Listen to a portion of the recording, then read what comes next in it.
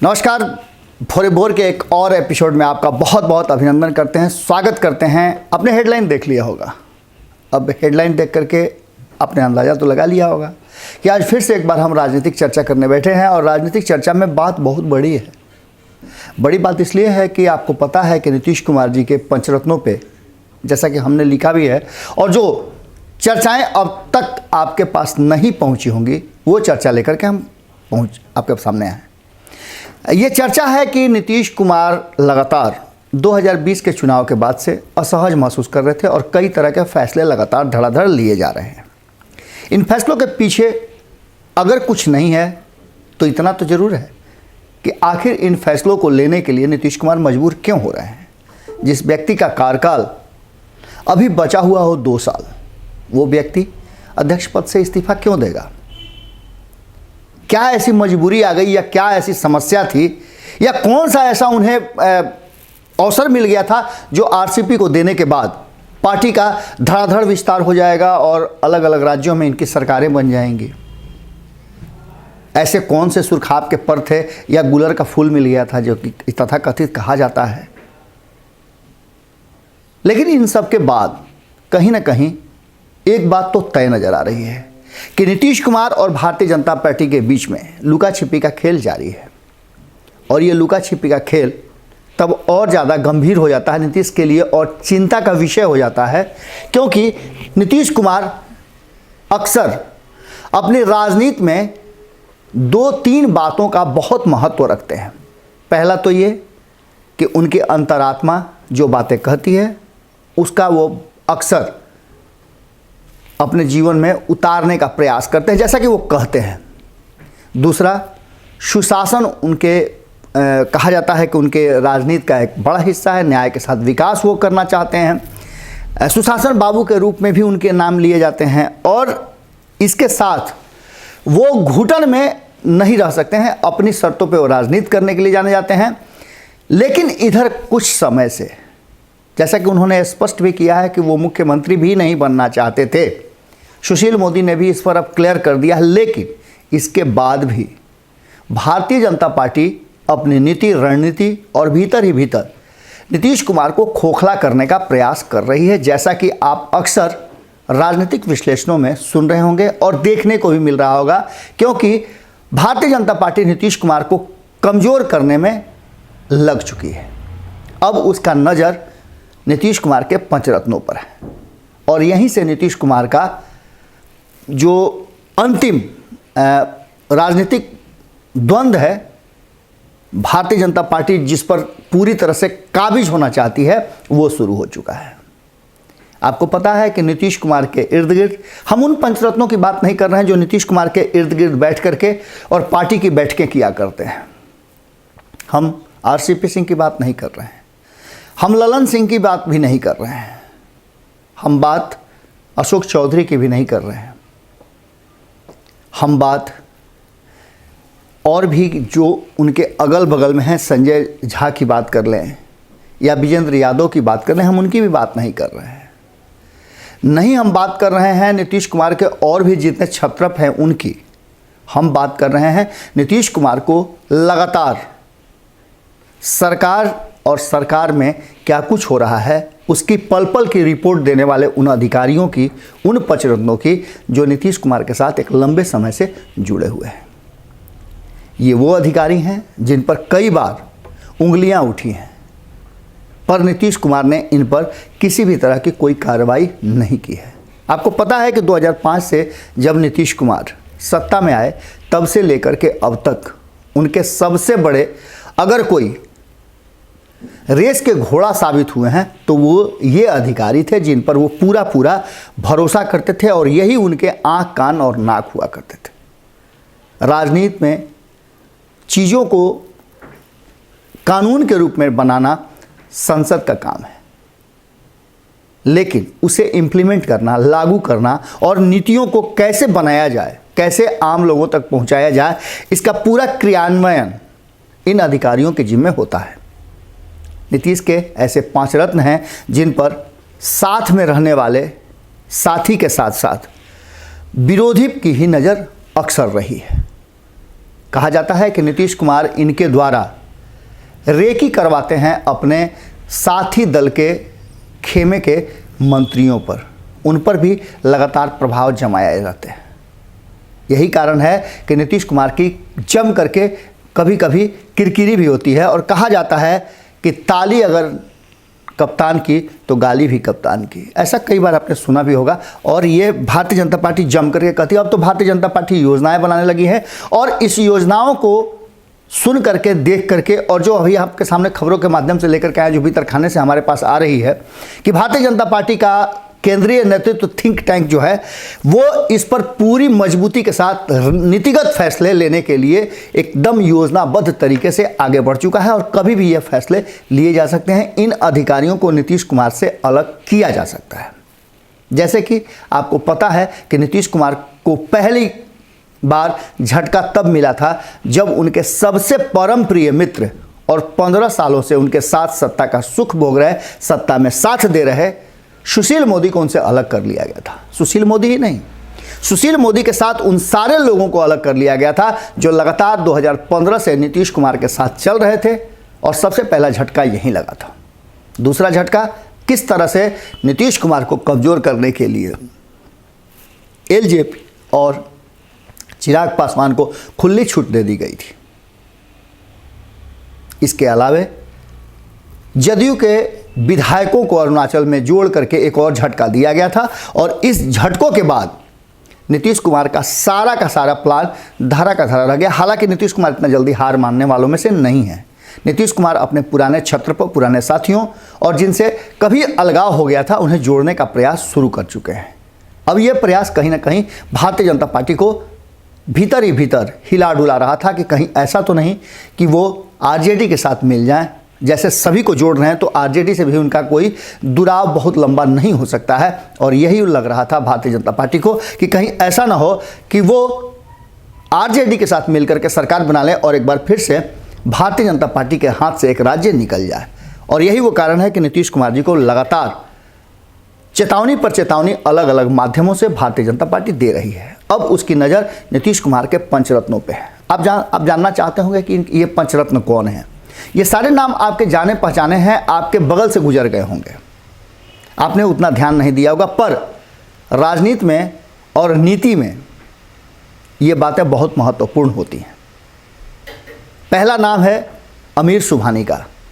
अमीर सुबहानी को आप जानते हैं, जो गृह सचिव के रूप में एक लंबे समय से नीतीश कुमार के साथ है और इन पर नीतीश कुमार बहुत भरोसा करते हैं। दूसरा, ये एक खास वर्ग से आते हैं, इसको लेकर के भी नीतीश कुमार इन्हें छोड़ना नहीं चाहते हैं। और यही कारण है कि कितनी बार उंगलियां उठी, सुशासन पर उंगली उठी, गृह विभाग पर उंगली उठी, यहाँ तक कि सामान्य प्रशासन विभाग भी नीतीश कुमार के पास है, उस पर भी उंगली उठी। और इन सब के बावजूद झेलते हुए ये सारी कमियां जो निकाली जा रही हैं नीतीश कुमार के तरफ से, नीतीश कुमार के लिए उस पर दबाव बनाया जा रहा है। यहाँ तक कि अब दबाव बनना शुरू हो गया है कि गृह मंत्रालय नीतीश कुमार छोड़ दें। भारतीय जनता पार्टी गृह मंत्रालय अपने पास लेना चाहती है। लेकिन इन सब के बावजूद अमीर सुबहानी से नीतीश कुमार के संबंध और नाता बहुत पुराना है और ये वो संकट मोचन है नीतीश कुमार के जो अक्सर नीतीश कुमार के साथ खड़े नजर आए हैं। इन अधिकारियों पर आपको पता है कि ये आईएएस अधिकारी जो भी हैं, इनका सीधा संबंध होता है केंद्र से। आपने वेस्ट बंगाल में देखा होगा कि किस तरह से अधिकारियों ने जब नाफरमानी की तो गृह विभाग से फरमान आ गया कि जल्दी से वापस आइए आप। तो एक तो यहाँ सबसे बड़ी बात यह है कि ये थ्रेट पहले ही पश्चिम बंगाल में दिया जा चुका है, इसकी शुरुआत की जा चुकी है, इसलिए इस विषय पर अब नीतीश कुमार के हाथ से बातें निकलती नजर आ रही हैं। अमीर सुबहानी रडार पर हैं, कहीं ना कहीं भारतीय जनता पार्टी के उस थिंक टैंक के उस रणनीति में उनका नाम सबसे ऊपर में है। दूसरा नाम है चंचल कुमार का। इन्हें भी आप बेहतर ढंग से जानते हैं, प्रधान सचिव हैं और नीतीश के बहुत भरोसे के हैं, लगातार नीतीश कुमार के साथ रहे हैं। और आपको बता दें कि आज जो आरसीपी सिंह को आप पार्टी के अध्यक्ष के रूप में देख रहे हैं, आपको एक बहुत ही महत्वपूर्ण बात बता दें कि चंचल कुमार भी वही शख्स रहे हैं जो नीतीश कुमार के साथ लंबे समय से हैं, नीतीश कुमार रेल मंत्री थे तब से इनके साथ पुराना नाता है, पुराना संबंध है। और आज आरसीपी सिंह को आप देख रहे हैं, तो आरसीपी सिंह को देखने के बाद आप निश्चित रूप से इस बात को समझ चुके होंगे कि आरसीपी सिंह एक अधिकारी से जो कि नीतीश कुमार के साथ जुड़े हुए थे और आज उनकी पदवी क्या है। चंचल कुमार भी उसी तरह के परम प्रिय उनके साथी हैं, परम प्रिय सहयोगी हैं, अधिकारी हैं, जिन्हें एक्सटेंशन दे करके लगातार रोका जा रहा है और इन पर पूरा भरोसा करते हैं कहीं ना कहीं नीतीश कुमार। और ये उनके दूसरे थिंक टैंक हैं, दूसरे पंचरत्न हैं जिस पर पूरी तरह से नज़र जो है वो पहुंची हुई है। आज आरसीपी सिंह इसी पद पर रहते रहते पार्टी के अध्यक्ष और यानी कि नीतीश कुमार से भी बड़ा पद उनका हो गया है। आप समझ सकते हैं कि नीतीश कुमार किस तरह से अपनी पार्टी और रणनीति का विस्तार करते हैं। तीसरे पंचरत्न है दीपक कुमार। इनके बारे में भी आप खूब सुने होंगे। अक्सर चर्चाओं में मुख्य सचिव दीपक कुमार की चर्चाएं खूब होती हैं और नीतीश कुमार के हनुमानों में से, थिंक टैंक में से, करीबियों में से एक ये भी अधिकारी बहुत ज़बरदस्त ढंग से नीतीश कुमार के साथ लंबे समय से चल रहे हैं। इनका भी कार्यकाल बढ़ाया गया है और कार्यकाल बढ़ा करके इन्हें रोका गया है। एक और अधिकारी बहुत ज़्यादा चर्चित हैं, बहुत ज़्यादा सोफेस्टिकेटेड रहते हैं और बहुत ज़्यादा लाइव रहते हैं। प्रत्यय अमृत का नाम आपने सुना होगा। प्रत्यय अमृत भी आज के समय में चर्चा में तब आए जब कोरोना काल चल रहा था और कोरोना काल में संजय कुमार जो स्वास्थ्य सचिव थे उन्हें हटा करके प्रत्यय अमृत को चार्ज दिया गया था। जब प्रत्यय अमृत को दिया गया था तो ये कहा गया था कि नीतीश कुमार के ये संकट मोचन हैं। संकट मोचन और भी हैं, उनका भी नाम हम आपको बताएंगे, लेकिन अब प्रत्यय अमृत को कहा जाता है कि जहाँ भेज दिया जाता है वहाँ जा करके वो चीज़ों को संभाल लेते हैं। इनसे भी ज़्यादा संकट मोचन का काम एक और अधिकारी हैं जो करते हैं, पंचरत्नों में वो भी शामिल है। प्रत्यय अमृत ने जिस तरह से कोरोना काल में काम किया और कहा जाता है कि बेहतर काम किया। हालांकि संजय कुमार बहुत ही अच्छा काम कर रहे थे, इसमें कोई दो राय नहीं है, चीज़ों को अपने स्तर से वो देख रहे थे, लेकिन कुछ ऐसी बातें सामने आई जिसको लेकर के उन्हें रातों रात हटाना पड़ा। और प्रत्यय अमृत को भरोसे के नीतीश कुमार के बहुत ज़्यादा है। इन पर भी भारतीय जनता पार्टी की निगाह पड़ चुकी है और उस रणनीति में ये भी आते हैं जिन पर कड़ी निगाह पड़ चुकी है। अब एक पांचवें जो पंचरत्न में हैं वो सबसे ज़्यादा महत्वपूर्ण हैं आनंद किशोर। इन्हें आप जानते होंगे बेहतर ढंग से। आनंद किशोर लंबे चौड़े पर्सनालिटी के व्यक्ति हैं और इनकी शुरुआत पटना प्रमंडल के कमिश्नर के रूप में हुई थी और वहाँ से इनकी शुरुआत बेहतर ढंग से नज़र आई और नीतीश कुमार से इनकी नज़दीकियाँ भी बढ़ी। इनके काम से नीतीश कुमार प्रभावित हुए और अब नीतीश कुमार के पंचरत्नों में और सबसे नज़दीकियों में भी शामिल हैं। जहाँ जहाँ नीतीश कुमार को समस्याएं होती हैं जिस विभाग में, उस विभाग में इनको डंप कर देते हैं और वहाँ ये अपनी योग्यता को प्रमाणित करते हैं और वहाँ चीज़ों को सुधारने का इनको बड़ा ही श्रेय मिलता है। आपने सुना होगा कि किस तरह से शिक्षा को लेकर के बिहार विद्यालय परीक्षा समिति की परीक्षाओं को लेकर के जब आनंद किशोर पटना के कमिश्नर थे तब ये बातें आई थी, बड़ी किरकिरी हुई थी सरकार की। और परीक्षा में जब परीक्षा हॉल के बाहर लोग खिड़कियों पर लटके नजर आए थे तो खूब जम करके हुआ था। परिणाम में भी कई तरह की बातें सामने आई थी।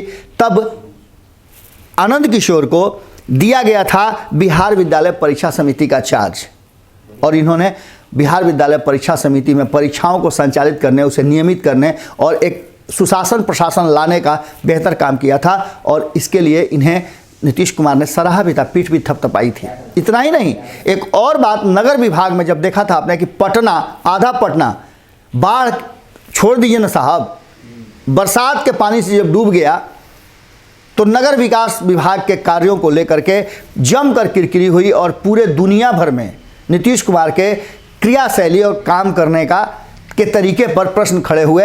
आपको पता है कि नगर विकास विभाग भारतीय जनता पार्टी के पास था, आज भी है, और इन सब के बीच कहीं ना कहीं सुरेश शर्मा जो मंत्री थे वो 2020 के चुनाव में भले हार गए, लेकिन आज भी आनंद किशोर नीतीश के सबसे भरोसे के काबिल हैं और इस भरोसे का कहीं ना कहीं नीतीश कुमार हमेशा फायदा मिलता रहा है नीतीश कुमार को। और ये 5 रत्न थे नीतीश कुमार के हैं जिन पर सीधे सीधे अब भारतीय जनता पार्टी का ध्यान आ गया है और इन पर निगाह पड़ गई है। जैसे ही इनका टेटुआ दबाएगी या रणनीति के तहत ये करेगी तो तुरंत इस पर एक्शन लेने की प्रक्रिया में आ गई है भारतीय जनता पार्टी। उसने पूरी योजना बना ली है और इस योजना के तहत अब नीतीश कुमार को एक और झटका देने की तैयारी शुरू हो चुकी है। आपको बता दें कि इन सब बातों को लेकर के आप निश्चित रूप से सोच रहे होंगे कि आज का ये विषय, तो इस विषय पर हम बहुत पहले से चर्चा कर रहे हैं। हमने आपको बताया था और याद होगा, इसी भारत लाइव के स्टूडियो से मुकेश सहनी जब तब एनडीए का नहीं बल्कि महागठबंधन का हिस्सा होते थे, उन्होंने कहा था कि अगर हमारी सरकार बनती है तो जो भी भ्रष्ट अधिकारी हैं, जो भी बहुत लंबे समय से टिके हुए हैं, उन सारे पर कार्रवाई होगी। और हम नीतीश कुमार से मांग करते हैं कि वो इन अधिकारियों का लिस्ट बताएं कि कितने ईमानदार अधिकारी हैं और उनकी संपत्ति का जांच हमारी सरकार करेगी, उनके काम का जांच हमारी सरकार करेगी और उनके क्रियाशैली का जांच करेगी। आज उसी कुर्बे में शामिल है मुकेश सहनी भी, जिसमें ये सारी बातें उठ रही हैं। आपको याद होगा कि पूर्व डीजीपी अभयानंद जी ने जब हमारे स्टूडियो में आए थे तो उन्होंने साफ तौर पे कहा था कि यदि ठान ले प्रशासनिक अधिकारी, उनके पास एक्ट है, कानून है और संविधान ने उन्हें इतने अधिकार दिए हैं, इतनी ज़्यादा शक्तियाँ दी हैं कि अगर वो चाह ले तो कोई भी इधर से उधर नहीं हो सकता है। उन्होंने एक प्रसंग साझा किया था हमारे साथ, जो अब वो अपने फेसबुक पर भी शेयर करते हैं। उन्होंने तब हमसे बताया था कि पहली बार जिला के एसपी बना करके उन्हें भेजा गया था, एक नए जिला का एसपी बना करके भेजा गया था और इन्हें इसका अनुभव ही नहीं था। अचानक वो अपने सीनियर के पास गए और जा करके उन्होंने पूछना चाहा कि यहाँ तक कि उन्होंने इस प्रसंग में बताया था हमें कि उन्हें जगह तक पता नहीं था एक्यूरेट कि कहाँ उन्हें जाना है, वहाँ जाएंगे तो क्या सुविधाएं उन्हें मिलेगी, क्या उन्हें रहने का स्थान मिलेगा कि नहीं मिलेगा, क्या करेंगे क्या नहीं करेंगे। अंततः वो गए और अधिकारी से जब उन्होंने बात किया तो अधिकारी ने साफ तौर पे कह दिया कि जब अंग्रेज भारत खोजते खोजते आकर के 200 सालों तक राज कर सकता है तो एक छोटा सा जिला आप नहीं खोज सकते हैं। ये बातें उन्हें दिल पे लगी थी और उन्होंने इस बात को चैलेंज के रूप में लिया था, जो अपने प्रसंग में वो लिखते हैं। उन्होंने साफ तौर पे कहा कि सर एक जीप मिलेगी। और जब वहाँ जिला में गए तो वहाँ तत्कालीन सरकार का प्रभाव बहुत था, चुनाव भी तभी थे और चुनाव में प्रदर्शन करने का और एक्ट के हिसाब से काम करने का जैसा कि वो करते आ रहे थे, इसीलिए उन्हें कहा जाता था कि एक बहुत ही सुलझे हुए और मजबूत इरादे वाले प्रशासनिक अधिकारी हैं। एक चैलेंज था और चैलेंज को उन्होंने एक्सेप्ट भी किया। उनकी पेशी हुई, तत्कालीन सरकार के कई मंत्री उनके सामने आए और आकर के उनको कई तरह की बातें कही गई, लेकिन उन्होंने एक्ट से दाएं बाएं करने का जरा भी इधर उधर होना नहीं दिया। मजबूती के साथ उन्होंने चुनाव करवाया और वहाँ के लोगों ने, एक नया जिला निर्माण के बाद पहला चुनाव हुआ था, वहाँ के लोगों ने कहा कि हम अपने जीवन में चुनाव तो बहुत देखे लेकिन वोट पहली बार दिए। ऐसे होते हैं प्रशासनिक अधिकारी जिनको लोग याद करते हैं। जब जिला से उनकी बदली हुई तो लोग उन्हें नहीं जाने देना चाहते थे। इस प्रसंग के साथ हम आज का एपिसोड यहीं समाप्त करते हैं और आपके कमेंट का इंतज़ार कर रहे हैं। आपको कैसा लगा ज़रूर बताइएगा, क्योंकि अब तो इतना तय है कि सांप और बिल्ली का खेल शुरू हो चुका है और कहीं ना कहीं इन सारी चीज़ों के बीच में नीतीश कुमार पर भारतीय जनता पार्टी का अंकुश जारी है। देखना होगा कि नीतीश कुमार इससे कैसे निकल पाते हैं और बेहतर बिहार बनाने का संकल्प पूरा कर पाते हैं। साथ ही आपसे एक आग्रह भी है कि आप जिस तरह से हमारा सहयोग कर रहे हैं उस सहयोग को जारी रखें। आपका छोटा सा सहयोग हमारे लिए बहुत बड़ा हिम्मत देता है और इस सच की लड़ाई में एक रोशनी की तरह काम करता है। आपका छोटा सा सहयोग बहुत ही ज़्यादा महत्वपूर्ण है हमारे लिए। यूपीआई नंबर दिया हुआ है, आप हमें छोटा से छोटा सहयोग जरूर करें। नमस्कार। अगर ये वीडियो पसंद आई और वह बिहार के राजनीति और बिहारियत से सरोकार रखेनी तो सब्सक्राइब बटन दबा के चैनल के सब्सक्राइब कर ली। ओजे एगो घंटी बा, ओकरा बटन दबा देला से कुल सटीक और मारक खबर रुआ मुफ्त में मिल जाई। अगर रुआ पत्रकारिता के हमनी के नया प्रयोग में सहयोग कर चाहतानी तो ज्वाइन बटन दबा दी। पेटीएम नंबर नोट कर ली 9386816700। धन्यवाद।